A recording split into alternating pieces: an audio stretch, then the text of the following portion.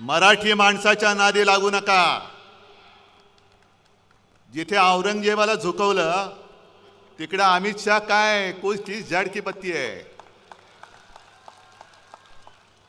पण मी मुद्दामून आज ही जाहीर सभा घेतली कारण एकदा कळू तरी द्या माझ्यासोबत आहेत तरी कोण, किती लोक राहिलेत।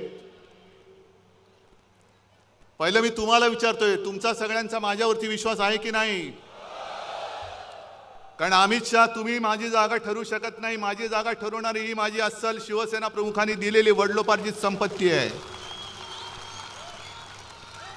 आणि जे शिवसेना प्रमुख बोलायचे की जोपर्यंत तुम्ही शिवसैनिक आहात तोपर्यंत मी शिवसेना प्रमुख आहे, तेच मी सांगतोय की जोपर्यंत तुम्ही शिवसैनिक आहात तोपर्यंत मी तुमचा पक्ष प्रमुख आहे। गद्दारांनी वार केले तर उद्धव ठाकरे संपणार नाही, गद्दारांना गाडूनच मी संपेन।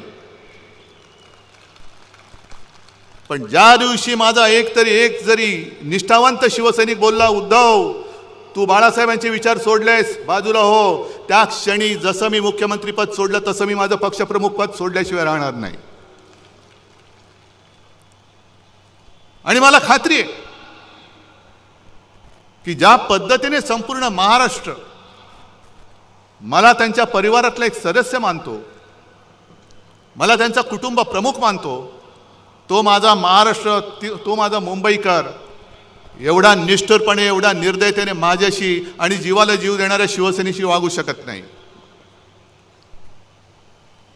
ठीक आहे, हार जीत होत असते, पण मुळामध्ये हा विजय